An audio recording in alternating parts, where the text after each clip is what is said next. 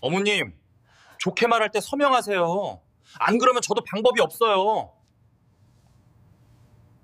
10년 전, 저는 이 남자한테 5억을 줬습니다. 평생 모은 돈이었어요. 여기 봐. 대표자 이정숙. 내 이름이야. 그러니까 이제 너는 끝이야. 사업자 등록증 원본. 이 회사는 처음부터 내 거였어요. 안녕하세요. 인생의 단면을 함께 들여다보는 시간, 인생 이야기 채널입니다.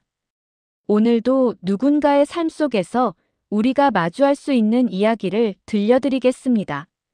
그럼 이야기를 시작하겠습니다.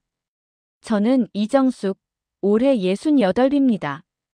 평생을 식당 하나로 버텨온 사람이에요. 남편이 40에 갑자기 세상을 떠났을 때 제 손에 남은 건 빚더미와 12살짜리 딸 수진이 뿐이었습니다. 장례식장에서 돌아온 그날 밤, 저는 텅 빈 식당 주방에 앉아 울었어요. 어떻게 살아야 하나? 빚은 3천만 원이 넘었고 통장 잔고는 50만 원도 안 됐습니다. 그때부터 제 인생이 시작됐어요. 새벽 4시에 일어나 육수를 끓이고 밤 11시까지 설거지를 했습니다. 손마디가 갈라지고 피가 나도 허리가 끊어질 듯 아파도 단 하루도 쉴 수 없었어요. 명절에도 식당 문을 열었고 딸이 아파도 병원 대신 약국에서 약만 사다 줬습니다. 그게 제가 해줄 수 있는 전부였어요. 그렇게 30년을 악착같이 살았습니다. 손님한테 욕먹어도 웃었고 술 취한 손님이 행패를 부려도 참았습니다. 딸 학비 마련하려고 새벽에 신문 배달까지 했어요. 겨울에 손이 얼어서 신문을 떨어뜨린 적도 있었습니다. 그래도 포기하지 않았어요. 딸만 잘 키우면 된다. 그 생각 하나로 버텼습니다. 덕분에 딸을 대학까지 보냈고 서울 외곽에 작은 아파트도 마련했습니다. 식당을 정리할 때쯤엔 통장에 7억이라는 돈이 모여 있었어요. 평생 한 푼 두 푼, 허리 굽혀가며 모은 돈이었습니다. 수진이가 32에 결혼한다고 했을 때 저는 세상을 다 가진 기분이었습니다. 사위 최태호. 첫인상은 반듯했어요. 키가 크고 잘생겼고 예의도 발랐습니다.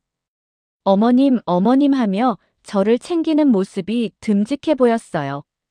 무엇보다 제 딸을 끔찍이 사랑한다고 했습니다. 다만 한 가지 문제가 있었죠. 돈이 없었습니다. 아니, 없는 정도가 아니라 빚이 있었어요. 예전에 친구 보증을 잘못 써서 5천만 원 빚을 떠안았다고 했습니다. 그래도 저는 괜찮다고 생각했어요. 젊은 사람이 빚 좀 있을 수도 있지. 성실하게 갚으면 되지라고 생각했습니다. 결혼식 전날 밤 수진이가 울면서 찾아왔습니다. 엄마, 태호 오빠가 사업을 하고 싶대. 치킨 프랜차이즈를 시작하고 싶은데 돈이 없어서. 엄마가 도와줄 수 있어? 저는 그날 밤 한숨도 자지 못했어요. 평생 모은 돈이었습니다. 7억 중 5억이면 거의 전부나 다름없었어요. 하지만 딸의 눈물을 보니 거절할 수가 없었습니다. 결국 5억을 내줬습니다. 사위는 그 돈으로 치킨 프랜차이즈 본사를 차렸어요. 저는 바보가 아니었습니다.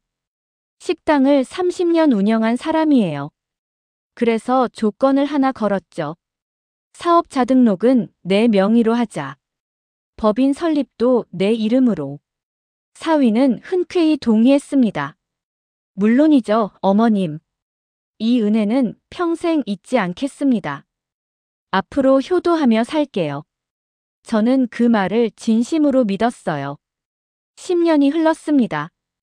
사위의 사업은 승승장구했어요. 처음 1호점을 열었을 때만 해도 조마조마했는데 손님이 줄을 서기 시작하더니 금방 2호점, 3호점이 생겼습니다. 가맹점이 전국에 50개가 넘었고 연 매출이 100억을 넘겼다고 들었어요. 사위가 뉴스에도 나왔습니다. 경제지에서 인터뷰도 했어요.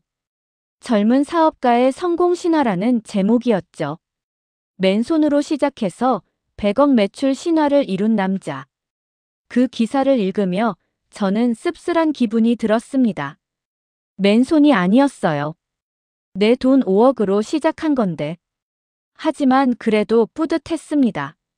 내 돈으로 시작한 사업이 이렇게 컸구나. 내 딸이 저렇게 잘 살게 됐구나. 손녀 민지도 어느새 대학생이 됐습니다. 경영학과에 들어갔다고 했어요. 똘똘하고 예쁜 아이였습니다. 딸네 가족은 강남 고급 아파트로 이사했고 저는 여전히 서울 외곽 작은 아파트에서 혼자 살았어요. 그래도 괜찮았습니다. 딸이 잘 사는 게 제 행복이었으니까요. 문제는 작년부터 시작됐습니다. 가족 모임이 점점 줄었어요. 예전에는 매주 일요일마다 딸의 집에 불려갔는데 어느 순간부터 연락이 뜸해졌습니다. 제가 먼저 전화하면 수진이는 항상 바쁘다고 했어요. 설날에 겨우 딸네 집에 갔을 때 저는 이상한 기운을 느꼈습니다. 사위가 저를 대하는 태도가 달라져 있었어요. 예전에는 어머님 하며 반기더니 이제는 눈도 제대로 마주치지 않았습니다. 식사 자리에서 사위가 뜬금없이 말했어요. 어머님, 요즘 건강검진 받아보셨어요? 나이가 있으시니까. 치매 초기 증상 같은 거 없으세요? 저는 어이가 없었습니다. 치매라니. 내가 왜 치매야? 한 달 뒤 사위가 예고 없이 우리 집에 찾아왔습니다.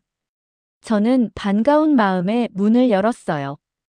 그런데 사위 표정이 심상치 않았습니다.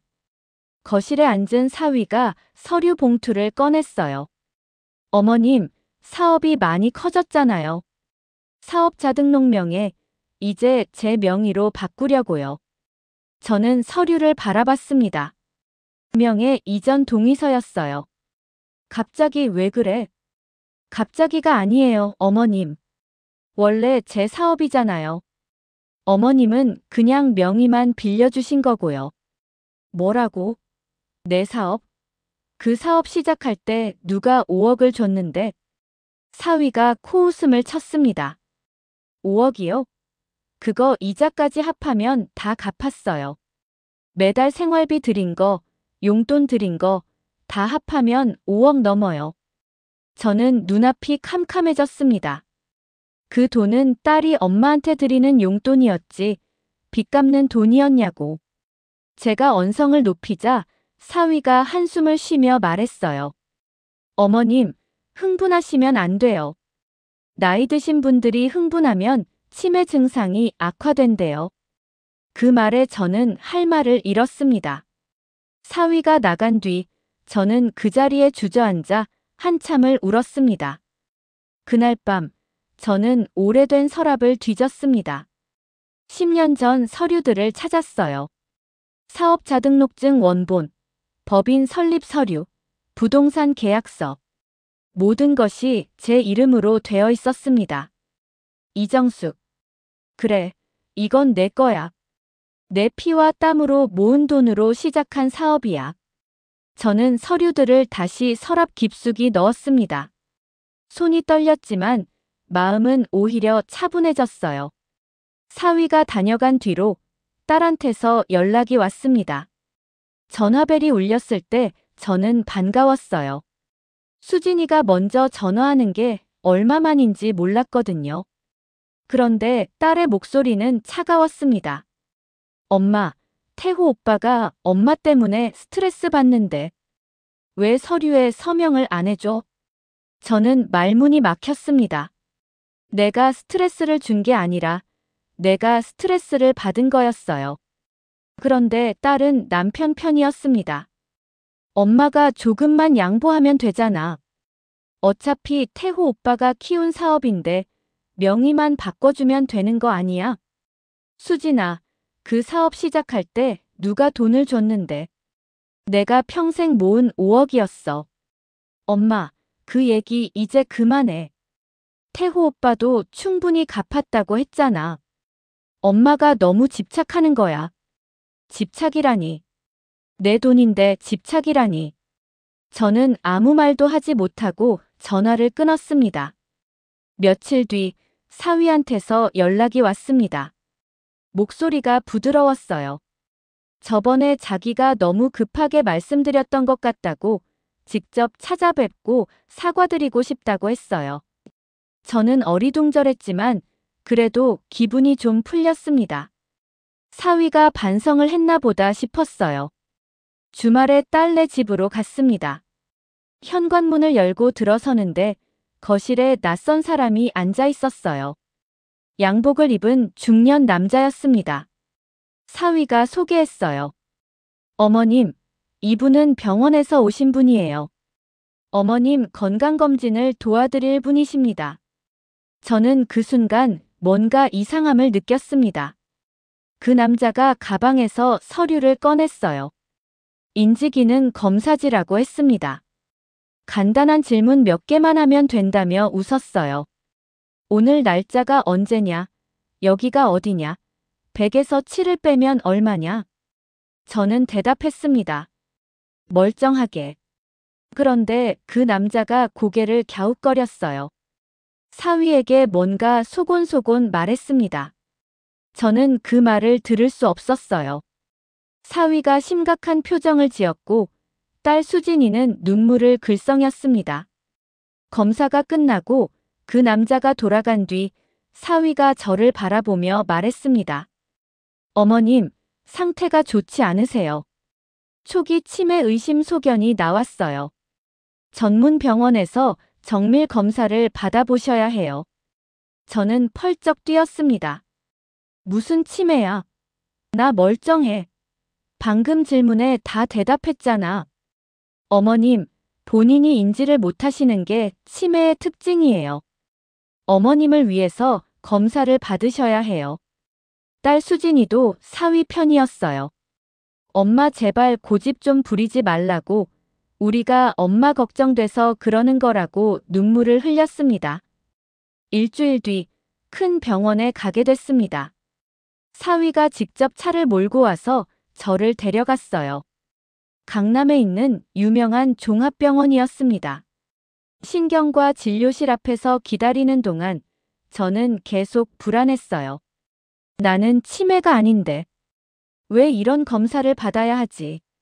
진료실에 들어갔습니다. 의사 선생님이 이것저것 질문을 했어요. 최근에 건망증이 있으신가요?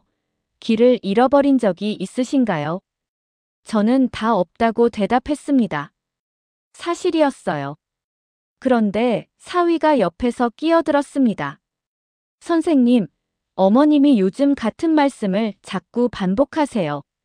예전에 해주신 돈 얘기를 계속하시고 저희가 어머님 돈을 떼어먹었다고 오해하세요. 저는 경악했습니다. 거짓말이었어요. 전부 거짓말. 저는 반박하려 했지만 사위가 제 말을 끊었어요. 어머님이 흥분하시면 더 증상이 심해지세요. 선생님, 잘 부탁드립니다.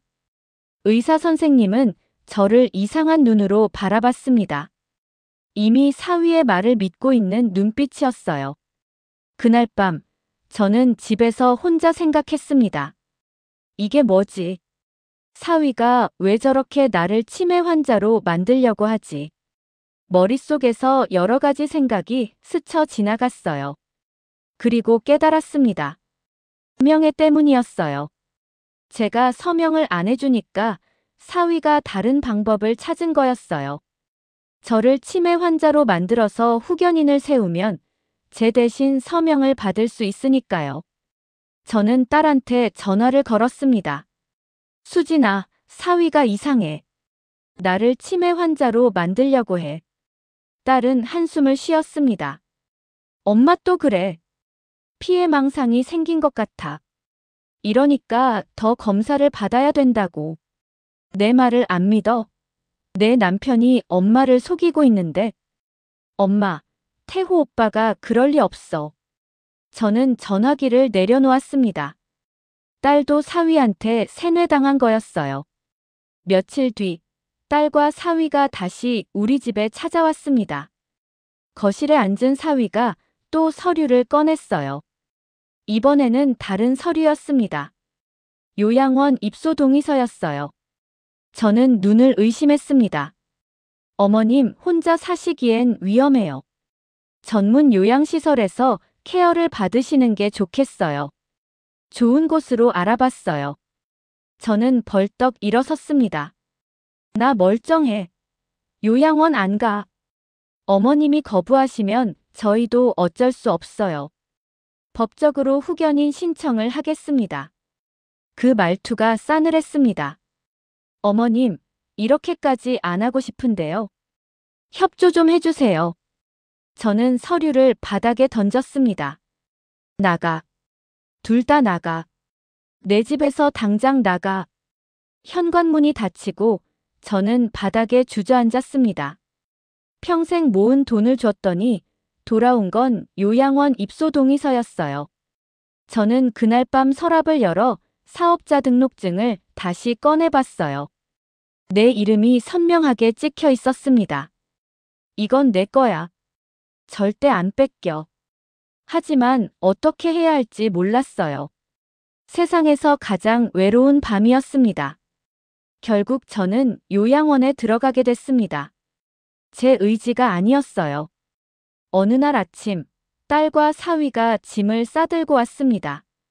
엄마 짐 챙겨왔다고 오늘 입소하는 날이라고 했어요. 저는 그런 약속을 한 적이 없었습니다.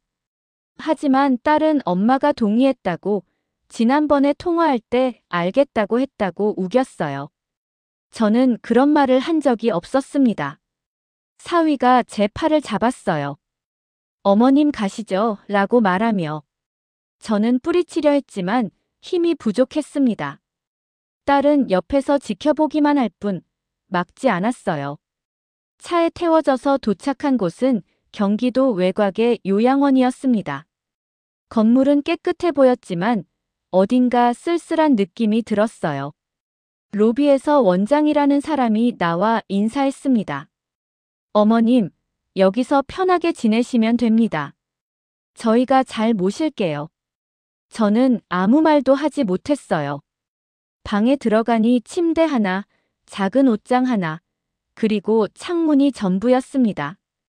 60년 넘게 살면서 이렇게 좁은 공간에 갇혀본 적이 없었어요.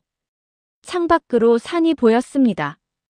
예쁜 풍경이었지만 저한테는 감옥의 창살처럼 느껴졌어요. 딸과 사위가 떠나기 전 사위가 말했습니다. 어머님, 여기서 푹 쉬세요. 건강 회복하시면 집에 모셔갈게요. 저는 사위를 노려봤어요. 내가 언제 아팠는데? 나 멀쩡해. 어머님, 또 그러시네. 의사 선생님이 뭐라고 하셨는지 기억 안 나세요? 딸 수진이가 끼어들었습니다. 엄마, 제발 순순히 있어. 우리가 엄마 미워서 그러는 거 아니야. 엄마 건강 때문에 그러는 거야. 저는 딸의 눈을 바라봤습니다. 진심일까? 정말 엄마 걱정이 되는 걸까? 하지만 딸의 눈에서 미안함은 보이지 않았어요. 그저 빨리 이 상황을 끝내고 싶다는 표정뿐이었습니다. 문이 닫히고 저는 혼자 남았습니다. 요양원 생활은 단조로웠습니다. 아침 7시에 기상, 8시에 아침 식사, 10시에 체조, 12시에 점심, 3시에 간식, 6시에 저녁, 9시에 취침. 매일 같은 일과가 반복됐어요. 여기 계신 다른 어르신들은 대부분 진짜 치매 환자들이었습니다. 같은 말을 반복하고 가족 얼굴을 못 알아보고 밥 먹은 걸 잊어버리는 분들이었어요. 저는 달랐습니다. 머리가 멀쩡했어요. 모든 걸 기억했습니다. 그래서 더 고통스러웠어요. 내가 왜 여기 있어야 하지? 나는 치매가 아닌데. 직원들은 저를 다른 환자들과 똑같이 대했습니다. 밥을 먹을 때도 어머님 천천히 드세요 하며 유아 취급을 했고 화장실에 갈 때도 따라와서 지켜봤어요. 저는 혼자 할 수 있다고 말했지만 그들은 듣지 않았습니다. 어머님, 안전을 위해서 그래요. 협조해 주세요. 그 말이 사위가 했던 말과 똑같았어요. 협조. 나는 협조할 게 아니라 여기서 나가야 하는 건데. 일주일이 지났습니다. 딸한테서 연락이 없었어요. 저는 요양원 사무실에 가서 전화를 빌렸습니다. 딸 번호를 눌렀어요. 신호가 갔지만 받지 않았습니다. 다시 걸었어요. 세 번째에 겨우 받았습니다. 엄마, 왜? 수진아, 나 언제 집에 가? 엄마, 아직 치료 중이잖아. 조금만 더 있어. 조금이 얼마인데? 딸은 대답하지 않았어요. 대신 다른 말을 했습니다. 엄마, 나 지금 바빠서. 나중에 전화할게. 전화가 끊겼습니다. 저는 전화기를 내려놓고 한참을 서 있었어요. 바쁘다. 그래, 딸은 항상 바빴습니다. 엄마보다 바쁜 게 많았어요. 2주가 지났습니다. 손녀 민지가 면회를 왔어요. 저는 반가워서 울 뻔했습니다. 민지가 저를 안아주었어요. 할머니, 괜찮으세요? 민지야, 할머니 여기서 나가고 싶어. 할머니 치매 아니야. 민지가 눈을 동그랗게 떴습니다. 치매요? 할머니가요? 할머니 멀쩡하신데. 그러니까. 내 아빠가 할머니를 여기 가둔 거야. 민지가 고개를 갸웃거렸어요. 믿기 어렵다는 표정이었습니다. 하지만 완전히 부정하지는 않았어요. 할머니, 무슨 일이 있었는지 자세히 말씀해 주세요.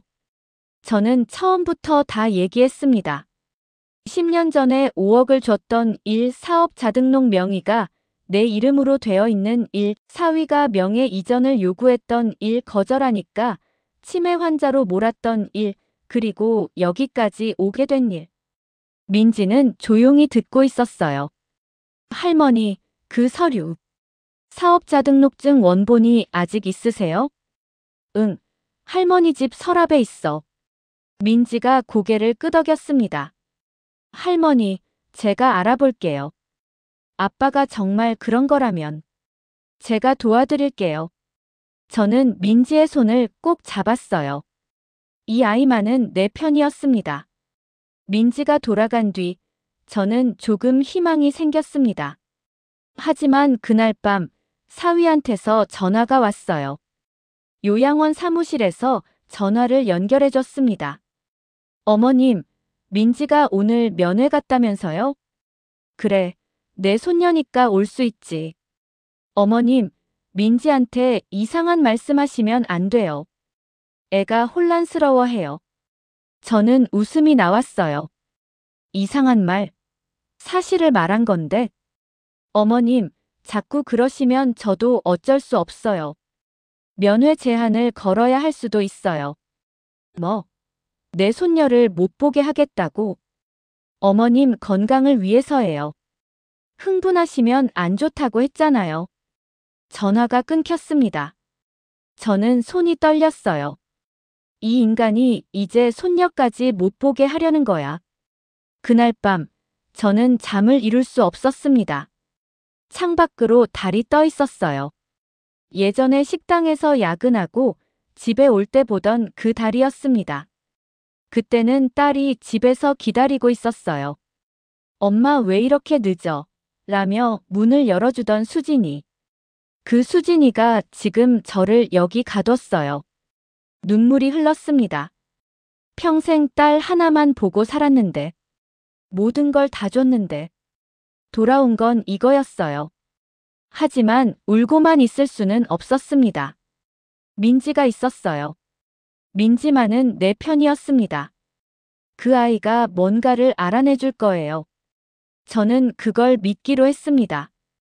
민지는 할머니 면회를 다녀온 뒤 마음이 복잡했습니다.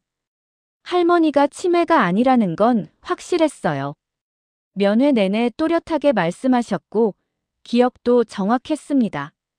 그런데 왜 아빠는 할머니를 요양원에 보냈을까?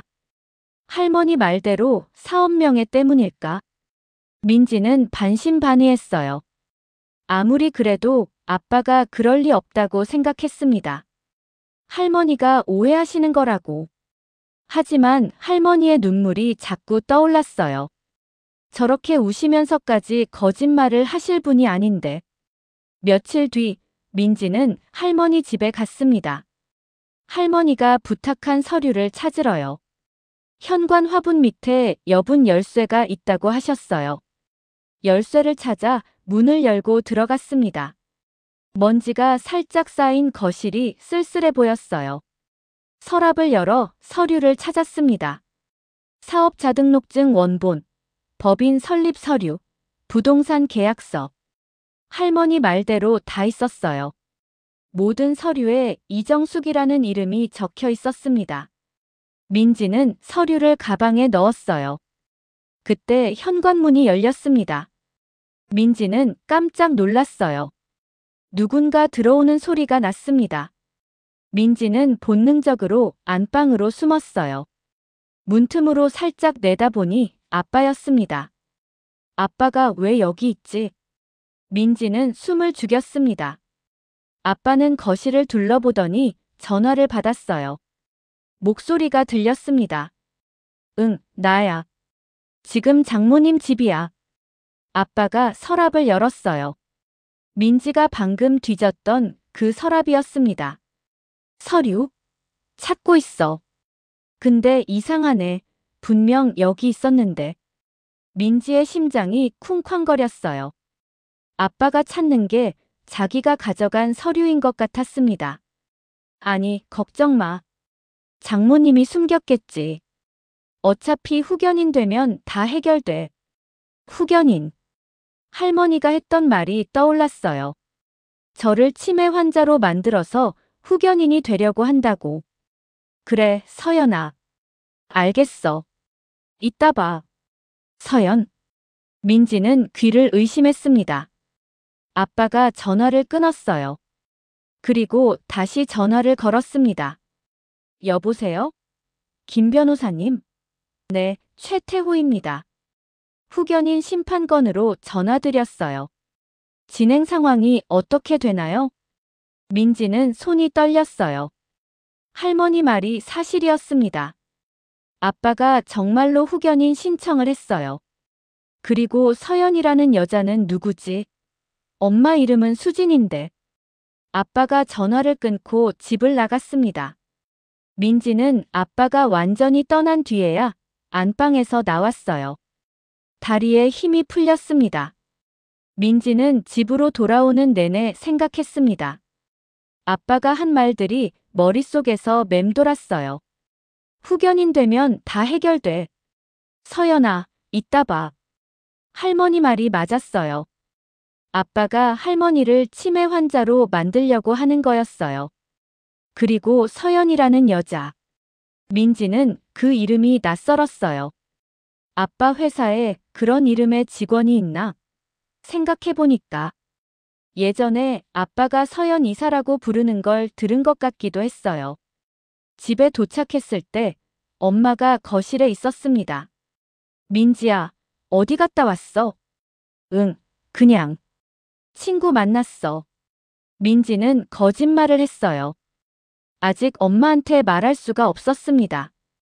확실한 게 아니니까. 하지만 마음이 무거웠어요. 그날 밤 민지는 잠을 이룰 수가 없었습니다. 아빠가 정말 그런 사람이었을까? 할머니한테 5억을 받아놓고 이제 와서 배신하는 사람. 그리고 서연이라는 여자는 뭐지? 설마 아빠가 바람을 피우는 건가? 민지는 결심했어요. 좀 더 알아봐야겠다. 확실한 증거가 필요했습니다. 며칠 뒤 민지는 집에서 아빠를 관찰했습니다. 평소와 다를 게 없어 보였어요. 출근하고 퇴근하고 가끔 야근한다고 늦게 들어오고. 하지만 이제는 다르게 보였습니다. 야근이 정말 야근일까? 어느 날 저녁 아빠가 샤워하러 들어갔어요. 휴대폰이 거실 테이블에 놓여 있었습니다. 민지는 망설였어요. 아빠 휴대폰을 보는 건 나쁜 짓 같았어요. 그때 휴대폰 화면에 알림이 떴습니다. 서연 이사님, 오늘 저녁 어땠어? 보고 싶어. 민지는 눈이 커졌어요. 보고 싶어. 하트? 이건 뭐지? 민지는 심장이 터질 것 같았습니다. 빨리 화면을 캡처하고 싶었지만 아빠 휴대폰은 잠겨 있었어요. 샤워실에서 물소리가 멈췄습니다. 민지는 재빨리 자기 방으로 돌아갔어요. 심장이 미친 듯이 뛰었습니다. 민지는 확신했어요. 아빠가 바람을 피우고 있었습니다. 그리고 할머니한테 사기를 치려고 하고 있었어요. 할머니 말이 전부 사실이었습니다. 민지는 고민했어요. 엄마한테 말해야 할까? 하지만 증거가 없었어요. 화면 캡처도 못했고 그냥 알림을 본 것뿐이었습니다. 엄마한테 말해도 안 믿을 것 같았어요. 아빠 말이라면 뭐든 믿는 엄마니까. 그래도 말해야 했습니다. 다음 날 민지는 엄마와 단둘이 있을 때 말을 꺼냈어요. 엄마, 나 할 말 있어. 응. 뭔데? 아빠. 이상한 것 같아. 엄마가 고개를 갸웃거렸어요. 이상하다니. 뭐가? 민지는 조심스럽게 말했습니다. 아빠 휴대폰에 이상한 문자가 왔어. 서연 이사님이라는 사람한테. 보고 싶어라고. 엄마 표정이 굳어졌어요. 뭐? 그게 무슨 소리야? 나도 잘 몰라. 근데 이상하잖아. 그리고 아빠가 할머니 후견인 신청했대. 변호사랑 통화하는 거 들었어. 엄마가 한참 동안 아무 말도 하지 않았어요. 그리고 천천히 입을 열었습니다. 민지야, 그건 내가 오해한 거야. 아빠가 그럴 리 없어. 엄마, 진짜야. 내가 직접 들었다고. 됐어. 그만해. 엄마가 손을 저었어요. 더 이상 듣고 싶지 않다는 표정이었습니다. 민지는 답답했어요. 하지만 포기할 수 없었습니다. 엄마, 한 번만 확인해봐. 아빠 휴대폰. 제발. 그날 밤 수지는 잠을 이룰 수 없었습니다. 민지 말이 자꾸 머릿속에서 맴돌았어요. 서연 이사. 보고 싶어. 후견인 신청. 설마 정말로? 아니야. 태호가 그럴 리 없어. 하지만 의심이 생기니까 멈출 수가 없었어요. 예전에 이상하다고 느꼈던 것들이 떠올랐습니다. 야근이 부쩍 늘었던 것, 주말에 골프 간다고 나갔던 것, 휴대폰을 항상 들고 다니는 것. 수지는 옆에서 자고 있는 남편을 바라봤어요. 휴대폰이 협탁 위에 놓여 있었습니다. 손만 뻗으면 닿는 거리였어요. 수지는 심장이 두근거렸습니다. 확인해 볼까? 하지만 그날 밤은 용기가 나지 않았어요. 수지는 눈을 감았습니다. 내일 확인해 보자. 민지가 다시 면회를 온 건 며칠 뒤였습니다. 그런데 이번에는 혼자가 아니었어요. 딸 수진이가 함께 왔습니다. 저는 놀라서 자리에서 일어났어요. 딸이 요양원에 온 건 처음이었거든요. 수진이의 눈이 빨갛게 부어 있었습니다. 엄마. 딸이 저를 안았어요. 울고 있었습니다. 저는 어리둥절했지만 딸을 꼭 안아줬어요. 왜 울어? 무슨 일이야? 민지가 옆에서 말했습니다. 할머니, 엄마가 드디어 알았어요. 아빠가 뭘 하고 있었는지. 저는 수진이를 바라봤어요. 딸이 고개를 끄덕였습니다. 엄마, 미안해. 내가 바보였어. 수진이가 이야기를 시작했습니다. 민지가 보여준 카카오톡 대화를 처음에는 안 믿었대요. 아빠가 그럴 리 없다고, 민지가 오해하는 거라고 생각했다고요. 하지만 마음 한구석에서 의심이 생겼습니다. 그래서 남편 휴대폰을 몰래 확인했대요. 남편이 샤워하는 동안 휴대폰을 열어봤습니다. 카카오톡에 그 여자와의 대화가 있었어요. 민지가 보여준 것보다 더 많은 대화가 있었습니다. 사진도 있었고요. 둘이 함께 찍은 여행 사진, 식당에서 손잡고 있는 사진. 수진이는 그 자리에서 주저앉았다고 해요. 엄마, 나 바보였어. 남편이 날 속이고 있었어. 저는 딸의 손을 잡았습니다. 그래, 그 나쁜 놈이 너를 속였어.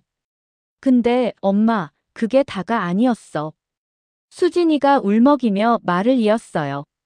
남편 휴대폰에서 다른 것도 발견했대요. 이메일함에 변호사와 주고받은 메일이 있었습니다. 후견인 선임 관련 서류, 재산 처분 계획, 그리고 새로운 법인 설립 계획. 공동대표에 박서연이라는 이름이 적혀 있었어요. 엄마, 태호가 엄마를 치매 환자로 만들려고 했던 거야. 후견인이 되어서 엄마 명의 회사를 빼앗으려고. 저는 고개를 끄덕였습니다. 그래, 할머니도 알고 있었어. 엄마가 말했을 때 왜 안 믿었을까? 나 정말 바보였어. 수진이가 다시 울기 시작했어요. 저는 딸을 안아줬습니다. 수진아, 지금이라도 알았으니 됐어. 저는 딸을 달래며 말했어요. 이제 어떻게 할 거야? 그 남자한테. 수진이가 눈물을 닦으며 대답했습니다. 이혼할 거야. 그 인간이랑 같이 못 살아. 잘 생각했어. 그리고 엄마 여기서 나가셔야 해. 내가 잘못했어. 엄마를 여기 보낸 거. 저는 수진이를 바라봤어요. 내가 잘못한 거 알아? 수진이가 고개를 숙였습니다. 알아, 엄마. 정말 미안해. 남편 말만 듣고 엄마 말은 안 들었어. 엄마가 치매라고 생각했어. 내가 얼마나 바보였는지. 바보긴 했지. 저는 차갑게 말했어요. 딸이 움찔했습니다. 하지만 저도 참을 수가 없었어요. 내 엄마가 평생 모은 돈 5억을 줬어. 그 돈으로 내 남편이 성공했고. 근데 돌아온 게 뭐야?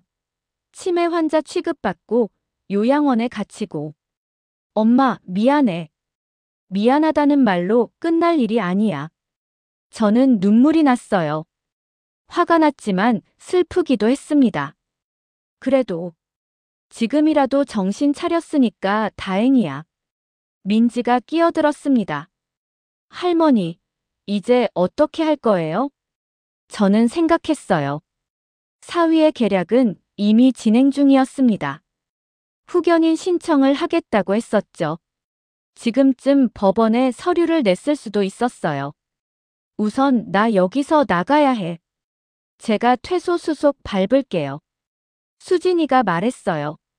그리고 사업자 등록증 원본은 민지가 갖고 있지? 네, 할머니. 제 기숙사에 있어요. 잘했어. 그거 절대 잃어버리면 안 돼. 저는 마음을 다잡았습니다. 싸움은 이제부터 시작이었어요. 그날 오후, 요양원 원장실로 불려갔습니다.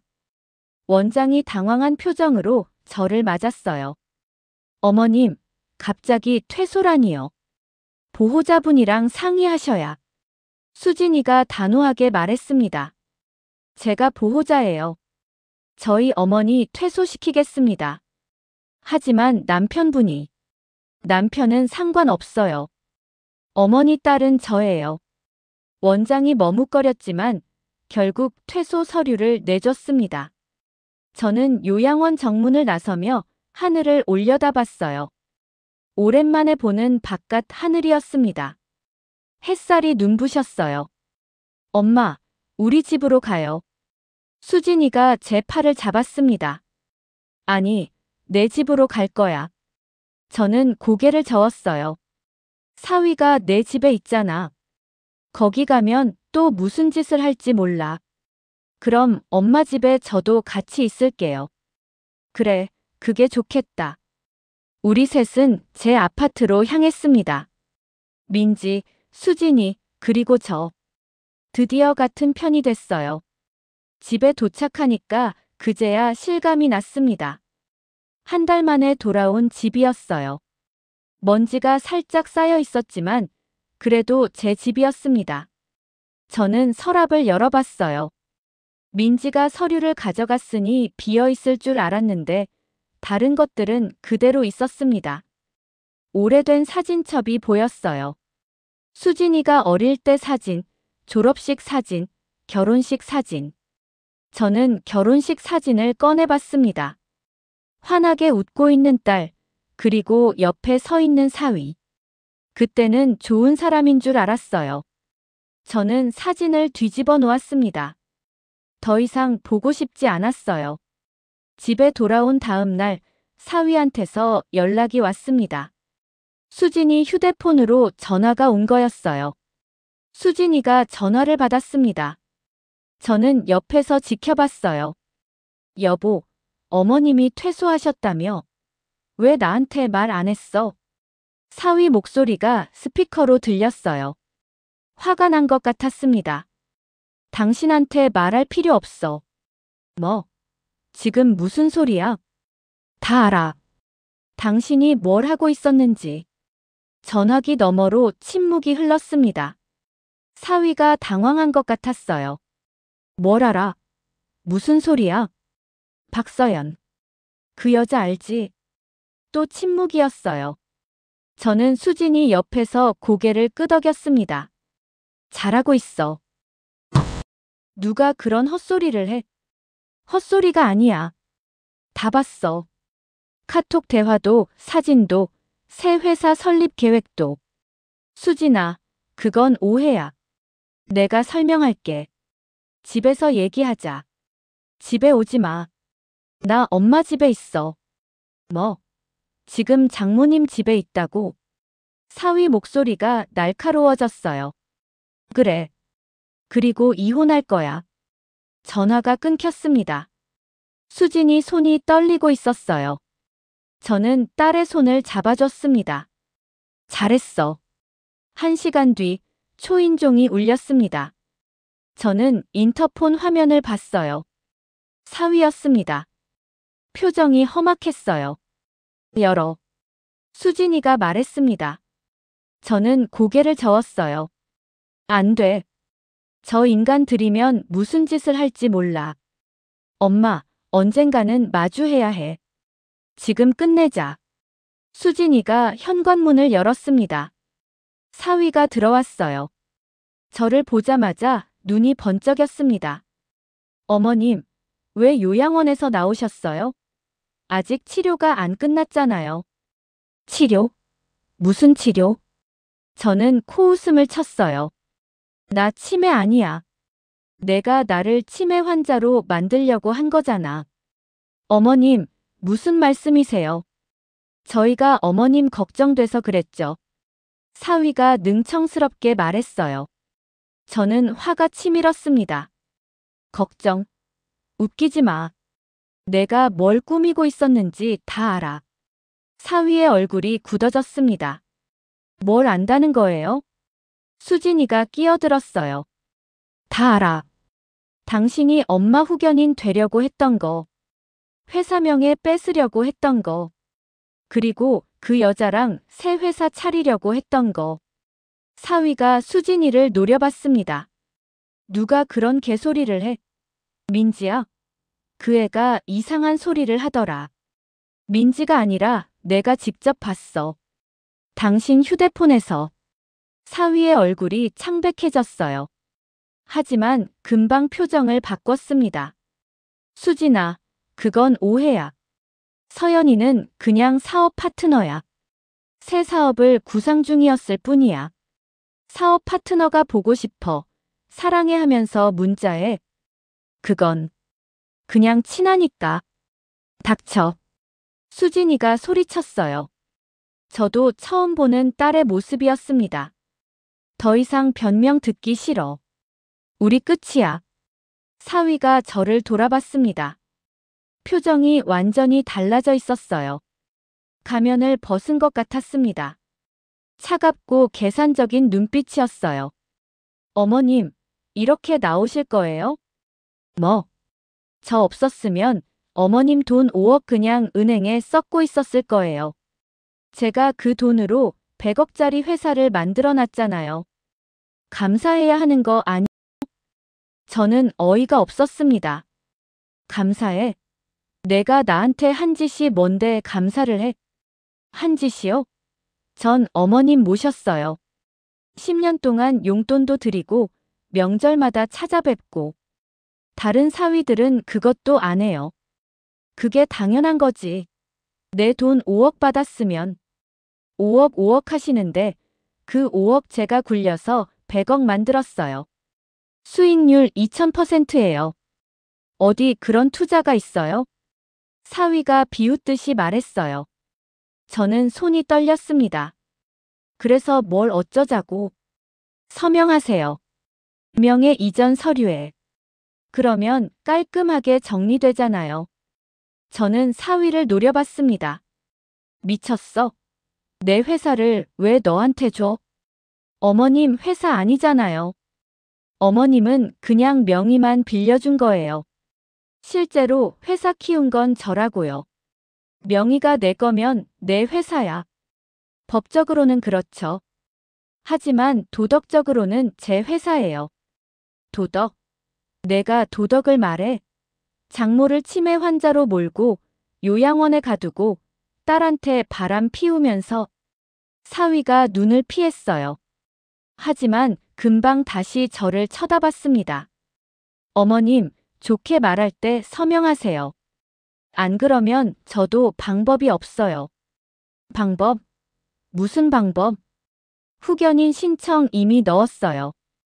법원에서 곧 연락 올 거예요. 어머님이 치매라는 의사 소견서도 있고. 저는 경악했습니다. 그 소견서 가짜잖아. 내가 치매가 아닌 걸 의사도 알 텐데. 가짜가 아니에요. 진짜 의사가 진짜 진단한 거예요. 어머님이 협조를 안 하시니까 치매로 보이신 거죠. 수진이가 끼어들었습니다. 당신 지금 뭐 하는 거야? 엄마한테 협박하는 거야? 협박이 아니야. 사실을 말하는 거지. 사실? 엄마가 치매가 아닌 건 나도 알아. 병원 가서 다시 검사하면 정상으로 나올 거야. 그럼 해보든가. 사위가 비웃었어요.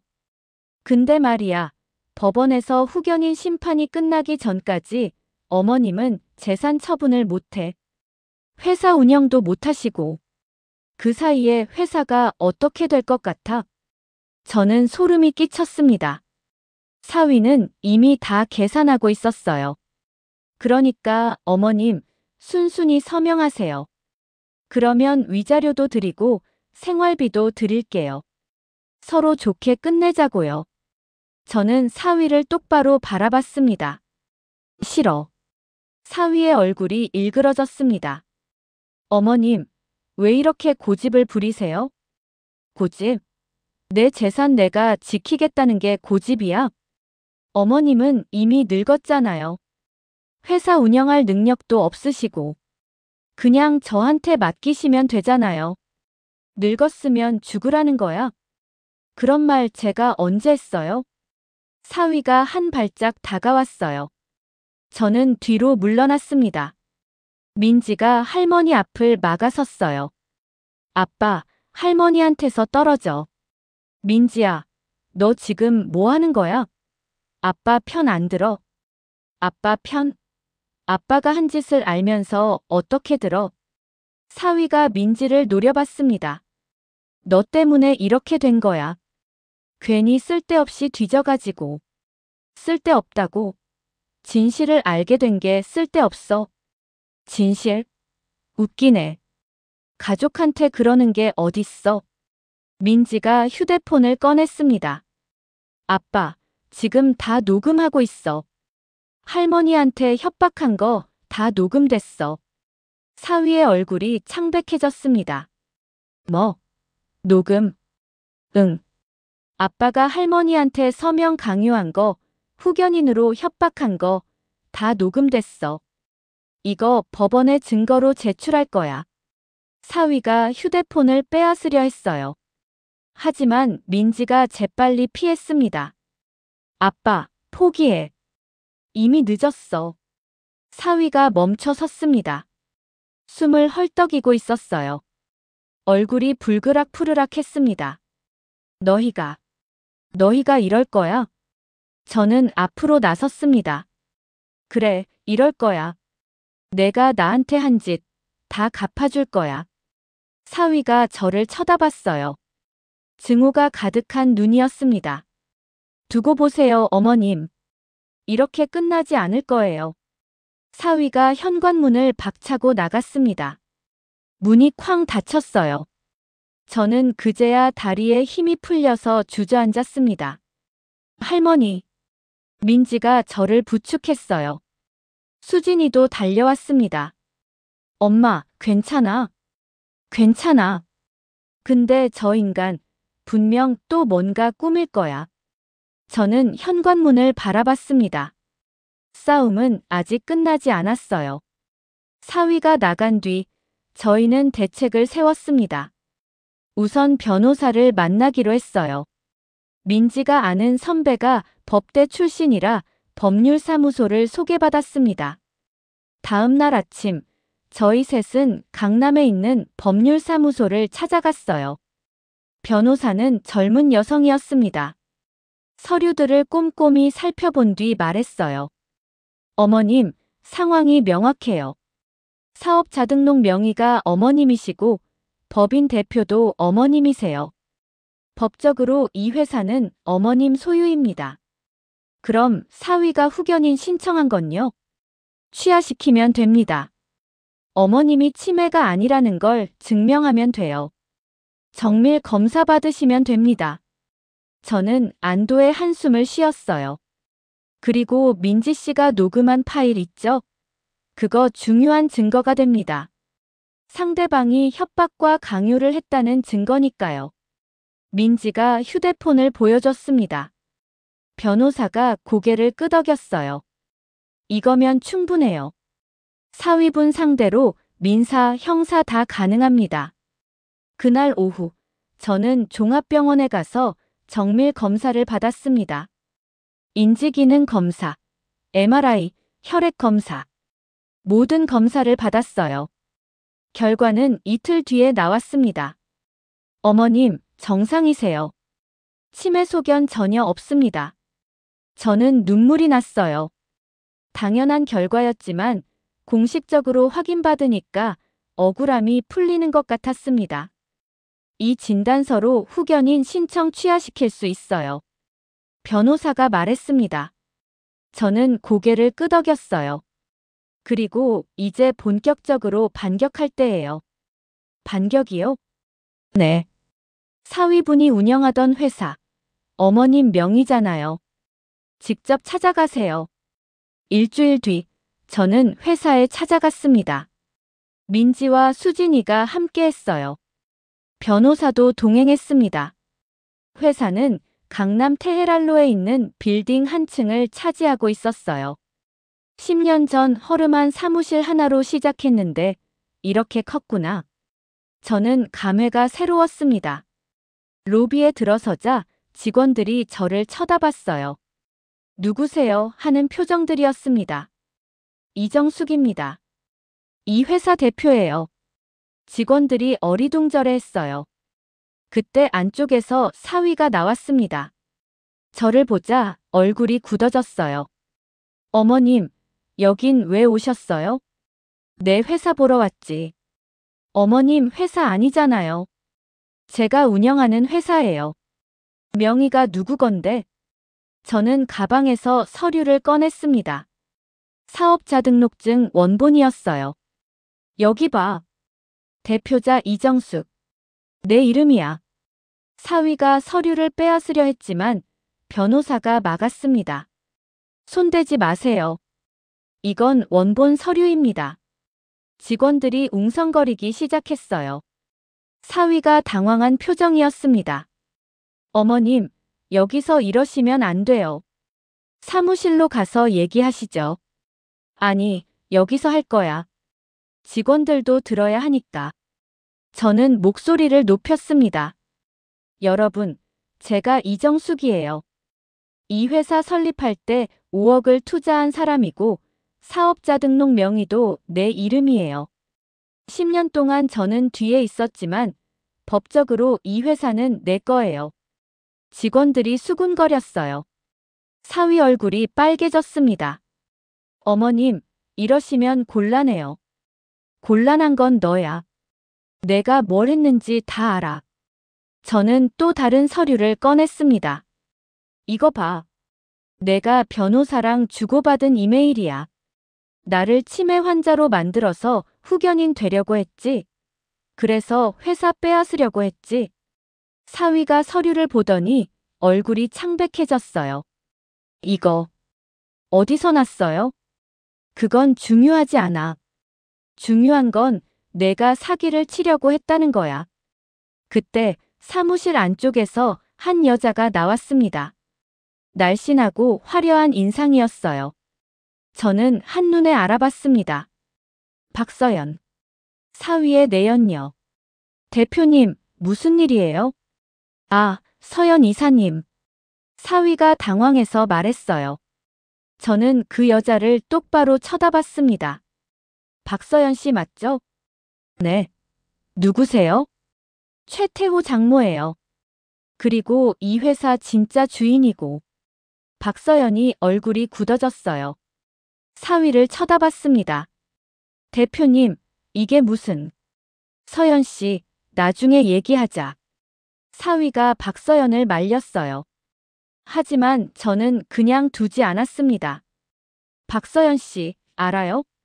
태호 씨가 당신이랑 새 회사 차리려고 했던 거. 이 회사 돈 빼돌려서. 박서연의 눈이 커졌어요. 그건 그냥 사업 계획이었어요. 사업 계획? 유부남이랑 보고 싶어. 사랑해 하면서 사업 계획 세워요? 박서연이 입을 다물었습니다. 수진이가 앞으로 나섰어요. 박서연 씨, 제가 수진이에요. 태호 안 해요. 당신 때문에 내 가정이 박살났어. 박서연이 뒤로 물러났어요. 저는 몰랐어요. 태호 씨가 이혼 절차 중이라고 했어요. 거짓말이야. 수진이가 냉정하게 말했어요. 우리 이혼 얘기한 적 없어. 이 사람이 다 거짓말한 거야. 사위가 소리쳤습니다. 그만해. 여기서 이러지 마. 왜? 창피해서? 저는 한 발짝 다가갔어요. 내가 한 짓이 창피한 거야. 장모한테 사기치고 아내한테 바람 피우고. 이게 사람이 할 짓이야? 어머님은 상관없잖아요. 이건 제 사업이라고요. 상관없어. 5억이 상관없어. 내가 30년 동안 허리 굽혀서 번 돈이 상관없다고. 저는 주먹을 쥐었습니다. 온몸이 떨렸어요. 너 때문에 내가 치매 환자 취급받았어. 요양원에 갇혀서 한 달을 살았어. 내 딸한테까지 버림받았어. 그게 다 내 짓이야. 사위가 뒤로 물러났어요. 저는 계속 말했습니다. 근데 알아. 넌 끝났어. 후견인 신청 취하시킬 거야. 내가 치매가 아니라는 진단서 나왔거든. 그리고 내가 나한테 협박한 거 다 녹음됐어. 사기죄로 고소할 거야. 사위 얼굴이 하얗게 질렸어요. 고소요? 그래, 고소. 내가 감옥에 갈 수도 있어. 변호사가 앞으로 나섰습니다. 최태호 씨, 저는 이정숙 씨 대리인 변호사입니다. 지금부터 이 회사는 실질적인 대표인 이정숙 씨가 관리합니다. 최태호 씨는 더 이상 회사 업무에 관여할 수 없어요. 뭐? 그게 무슨 소리예요? 사업자 등록 명의가 이정숙 씨예요. 법인 대표도 이정숙 씨고요. 법적으로 당신은 직원에 불과해요. 사위가 말문이 막혔어요. 직원들이 웅성거렸습니다. 저는 직원들을 둘러봤어요. 여러분, 걱정하지 마세요. 회사는 정상적으로 운영될 거예요. 제가 직접 관리하겠습니다. 앞으로 잘 부탁드려요. 직원들이 고개를 숙여 인사했어요. 사위가 벌러덩 주저앉았습니다. 이럴 수가 없어. 저는 사위를 내려다봤어요. 최태호 씨, 오늘부로 해고해요. 사무실에서 나가세요.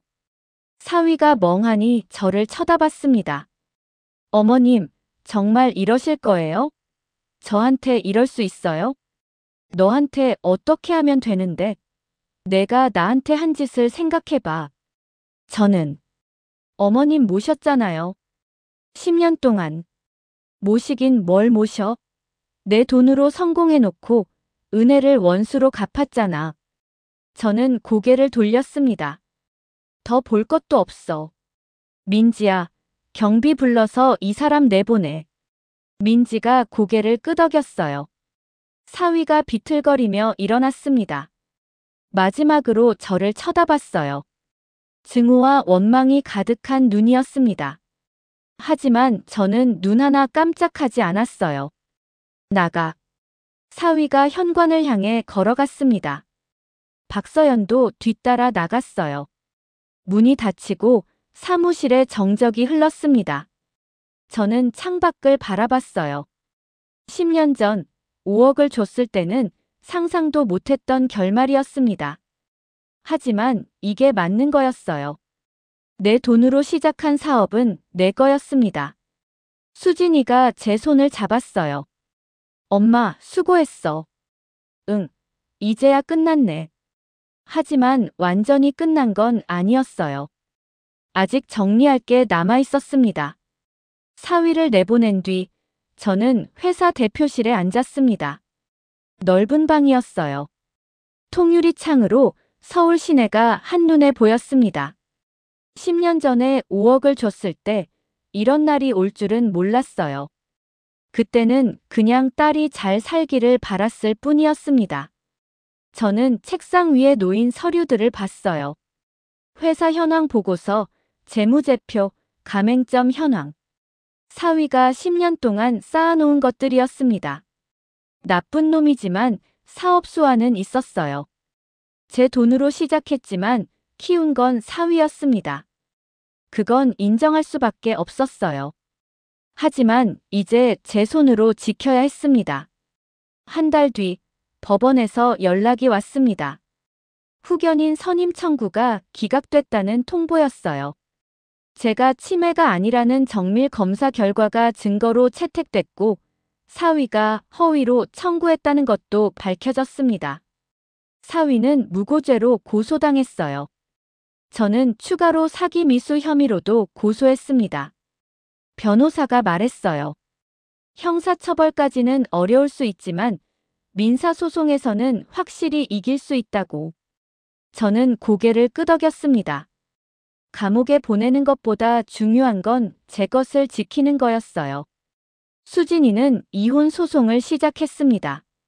사위의 외도 증거가 명확했기 때문에 유책 배우자 판정이 나올 거라고 했어요. 위자료와 재산 분할에서 수진이가 유리할 거라고요. 수진이는 울지 않았습니다. 이미 눈물은 다 흘렸으니까요. 회사 운영은 생각보다 복잡했습니다. 저는 식당은 해봤지만 프랜차이즈 본사 운영은 처음이었어요. 직원들이 도와줬습니다. 특히 경영지원팀 팀장이 많이 도와줬어요. 대표님, 이건 이렇게 하시면 됩니다. 아, 그래요? 고마워요. 저는 배우는 마음으로 하나씩 익혀갔어요. 쉽지 않았지만 못할 것도 없었습니다. 30년 동안 식당을 운영한 경험이 있으니까요. 장사는 다 비슷했어요. 손님을 만족시키고 품질을 유지하고 직원들을 잘 챙기면 되는 거였습니다. 민지가 방학 때마다 와서 도와줬어요. 경영학과 학생이니까 배울 것도 많다며 열심히 했습니다. 저는 민지를 보면서 뿌듯했어요. 이 아이가 제 편이 되어줬기 때문에 여기까지 올 수 있었어요. 어느 날 저녁 수진이가 저를 찾아왔습니다. 이혼 소송이 마무리됐다고 했어요. 최종 판결이 났다면서요. 수진이가 유리하게 끝났다고 했습니다. 엄마, 나 이혼했어. 그래, 잘 됐다. 잘 됐다니. 웃기네. 수진이가 쓸쓸하게 웃었어요. 저는 딸의 손을 잡았습니다. 수진아, 다시 시작하면 돼. 아직 젊잖아. 엄마, 나 엄마한테 할 말 있어. 수진이가 고개를 숙였습니다. 미안해. 정말 미안해. 내가 엄마를 못 믿었어. 남편 말만 듣고 엄마를 치매 환자 취급하고 요양원에 보내고. 나 정말 못된 딸이었어. 눈물이 떨어졌어요. 수진이가 울고 있었습니다. 저도 눈시울이 뜨거워졌어요. 그래, 넌 못된 딸이었어. 엄마. 근데 지금이라도 정신 차렸으니까 됐어. 엄마는 널 용서할 거야. 저는 딸을 안아줬어요. 수진이가 제 품에서 한참을 울었습니다. 저도 함께 울었어요. 10년 동안 쌓인 응어리가 조금씩 풀리는 것 같았습니다. 석 달이 지났습니다. 회사는 안정을 찾았어요. 사위가 없어도 잘 돌아갔습니다. 오히려 더 투명해졌다고 직원들이 말했어요. 예전에는 대표가 마음대로 결정하는 것들이 많았는데 이제는 회의를 통해 결정한다고요. 저는 직접 경영하지는 않았습니다. 전문 경영인을 영입했어요. 제가 모든 걸 하기에는 나이도 있고 전문성도 부족했으니까요. 대신 중요한 결정은 제가 했습니다. 그리고 민지가 졸업하면 경영에 참여시킬 생각이었어요. 민지가 물었습니다. 할머니, 정말 저한테 회사 물려주실 거예요? 그래. 너 아니면 누구한테 주겠어? 근데 엄마는요? 저는 잠시 생각했어요. 엄마는 아직 모르겠다. 시간이 좀 더 필요해. 수진이는 아직 완전히 용서받지 못했습니다. 저도 마음의 준비가 필요했어요. 하지만 언젠가는 괜찮아질 거라고 믿었습니다. 어느 날, 저는 옛날 사진첩을 꺼내봤습니다. 수진이가 어릴 때 사진들이었어요. 초등학교 입학식, 졸업식, 대학교 합격 발표날. 환하게 웃고 있는 딸의 얼굴을 보면서 저는 생각했습니다. 나는 왜 이렇게까지 해야 했을까? 5억을 주지 않았으면 사위가 사업을 못했겠죠. 그랬으면 지금쯤 어떻게 됐을까? 딸이 더 행복했을까? 아니면 더 불행했을까? 알 수 없는 일이었어요. 하지만 후회는 없었습니다. 저는 제 돈으로 시작한 사업을 지켰어요. 배은망덕한 사위한테 뺏기지 않았습니다. 그리고 딸을 되찾았어요.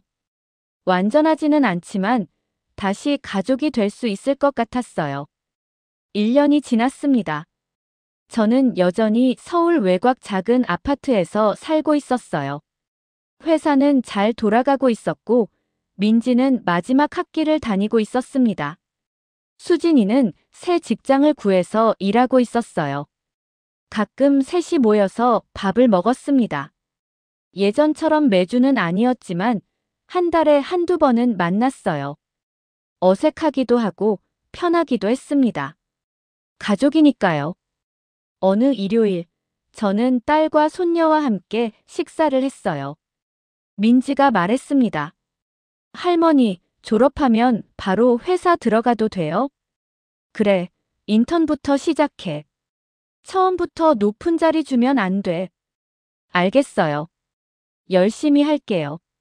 수진이가 웃었어요. 엄마, 민지 잘 부탁해. 걱정 마. 내가 잘 가르칠게. 저는 밥을 먹으면서 창밖을 봤어요.